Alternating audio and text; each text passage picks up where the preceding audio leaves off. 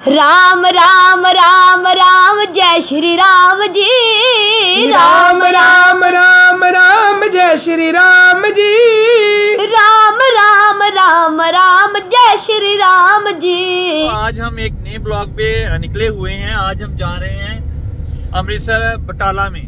तो आज हमारा जाना इसलिए हुआ है क्योंकि हडली मोड़ में जो है वो सहायक वेलफेयर ट्रस्ट द्वारा सामूहिक हनुमान चालीसा जो है वो करवाया जा रहा है।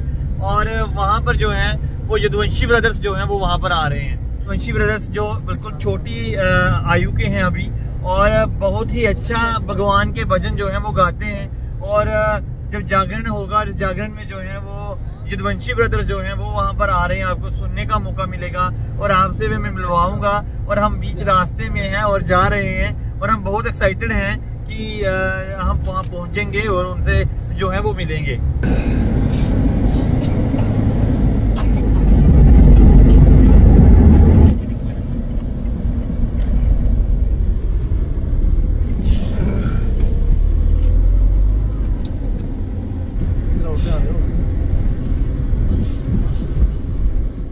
तो हमारी गाड़ियां जो हैं वो पहुंच चुकी हैं यहाँ पर यदुवंशी ब्रदर्स जहाँ पे रहते हैं। और आज उनको इनवाइट करने के लिए हम यहाँ पर बटाला में आए थे और इस वक्त पहुंच चुके हैं। आओ ले चलते हैं आपको उनसे मिलवाने के लिए। यदुवंशी ब्रदर्स का जो बचपन है इन गलियों में ये बीता हुआ है, और आज उन्हीं के घर में हम जा रहे हैं। ये देखो ये गलियाँ हैं, और हमारे जो सभी सहायक वेलफेयर ट्रस्ट के सदस्य हैं वो सारे पीछे जो हैं वो आ रहे हैं। और हम इस वक्त यदुवंशी ब्रदर्स जो हैं वो वहाँ पे उनसे मिलने जाएंगे, और कई सारी बातें भी उनके साथ होंगी। और बड़े फेमस हैं, इतनी सुरीली आवाज़ है, गायकार हैं, भगवान के भजन जो हैं वो गाते हैं। और ये सीढ़ियाँ चढ़ के हम यहीं पे उनका घर है। ये तस्वीरें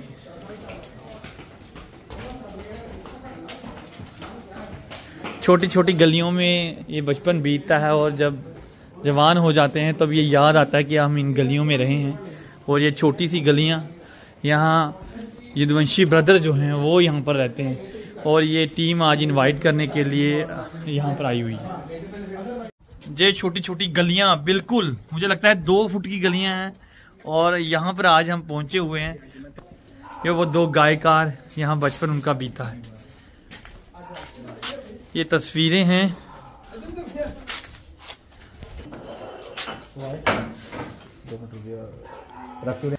स्वागत करते हुए यहाँ पर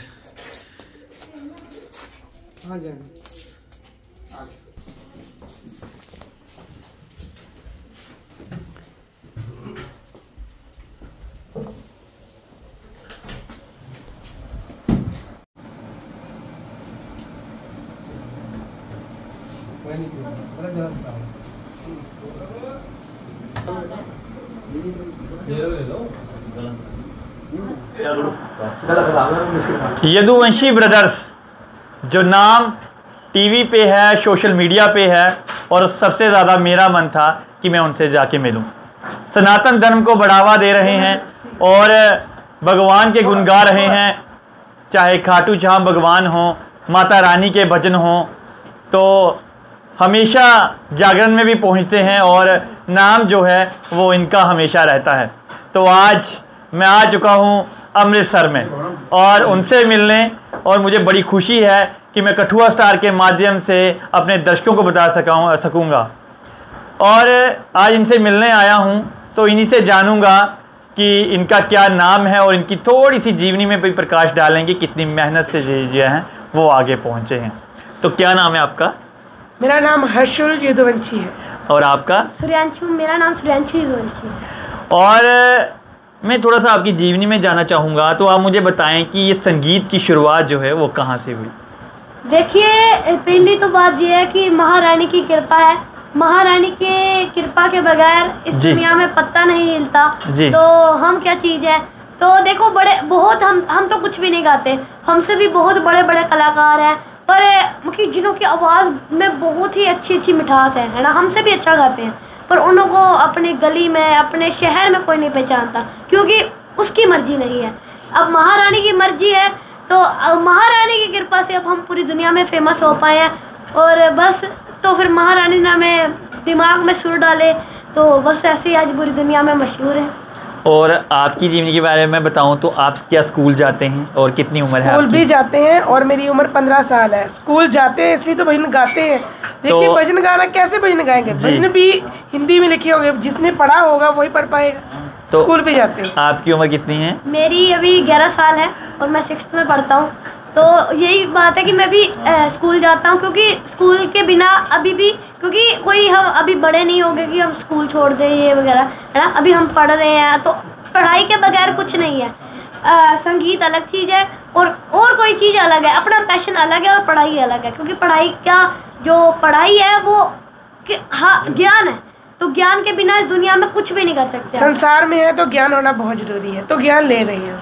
तो क्या अगर मैं बात करूं तो हमने कई बार देखा है कि जो गायकार, बड़े बड़े गायकार हैं, उनकी फैमिली में संगीत है। वो शुरू से उनके जो पिताजी थे वो भी गायकार थे। तो क्या आपकी फैमिली में कुछ ऐसा था तो आपने फिर संगीत की दुनिया में आए? ये बस भगवान की कृपा ही है कि मम्मा पापा को भी थोड़ा उन्होंने ही सिखाया है। बाकी महारानी की कृपा है। अगर कहूँ कि गुरु हमारे कौन है, तो गुरु हमारे माता पिता हैं, क्योंकि उन्हों से ही हमने सीखा है और उन्हों के कारण ही आज हम पूरी दुनिया में मशहूर हो पाए। अगर हमें गाना ना आता तो आज हम स्टेज पे जैसे खड़े होकर गाते कैसे? ये हमारे पापा का ही पैशन था। किसी समय वो चाहते थे कि ऐसे कलाकार बने, पर समय जैसे साथ नहीं दिया। छोटे होते में जैसे टेबल होता है उसके ऊपर उंगलियां बजाना, और पापा को जैसे अनुभव हो गया कि ये तबला बजाएगा। पापा ने मुझे छोटी उम्र में ही क्लासेस में डाल दिया, और जैसे जैसे ये भी बड़ा हुआ, मैं भी बड़ा हुआ, पापा को एक छवि दिखने लगी और उसके साथ चलते रहे। अपलोड करते गए हम सोशल मीडिया पर, आज महारानी की कृपा से। और इसके साथ अगर मैं बात करूं तो आपके भजन कौन लिखता है? मेरे भजन हम दोनों के भजन, मतलब हमारे YouTube चैनल पे अभी तक जितने भी टॉप भजन है सारे भगवान की कृपा से टॉप गए हैं। कोई जादूगर गड्डी जांदी है, छाएगा फिर भगवा, आओ शाम जी कन्हैया नंद लाल जी, मैनू याद आवे मेरे शाम दी, खाटू तेरी नगरी का, बोलो जय हनुमान। और भी अभी तो दुनिया का सेठ, दुनिया का सेठ जो अभी आपसे मुलाकात होती जा रही है और इसी बीच जो है एक भजन जो है वो हो जाए।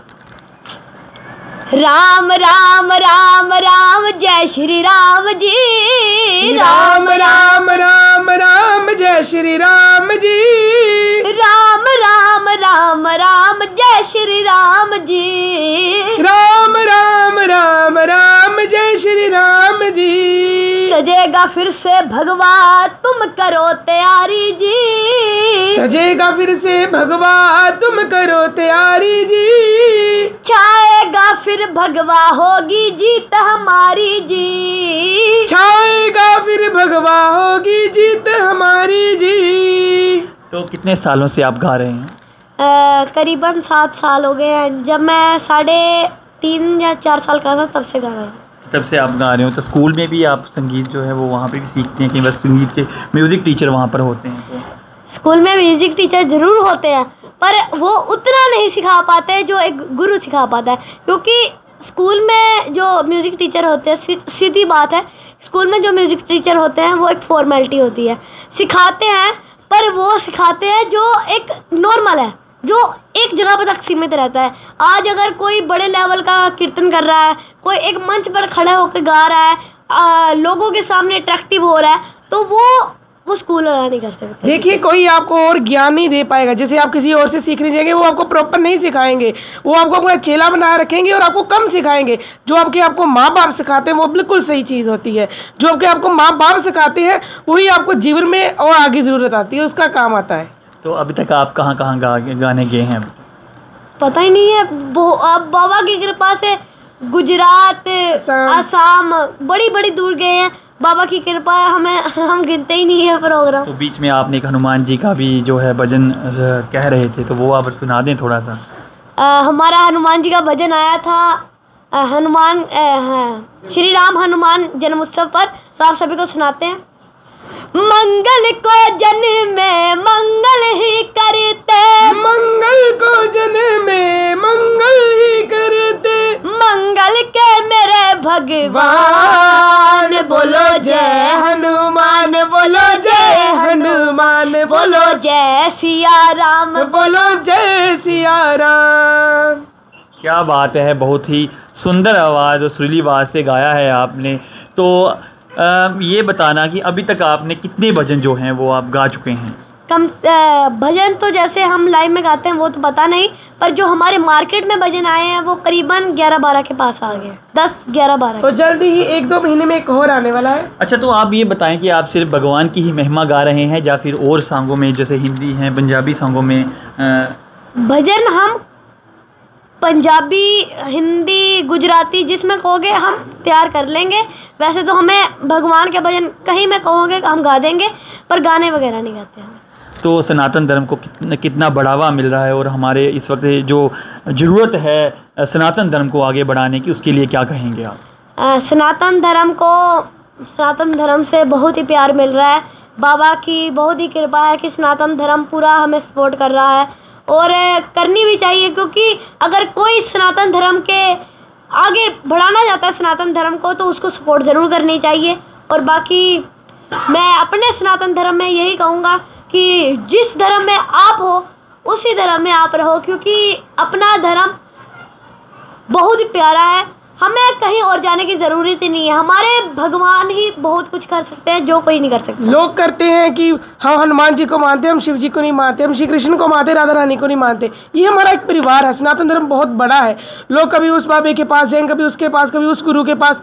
हमारा सनातन धर्म ही इतना बड़ा है, किसी और के पास जाने की ज़रूरत ही नहीं है। दुनिया में बाबा बस एक ही है, खाटू श्याम वाला और कोई बाबा नहीं है। और अगर कोई जा रहा है तो मैं कहूँगा कि आप भटक चुके हो, क्योंकि अपना धर्म सबसे बड़ा है।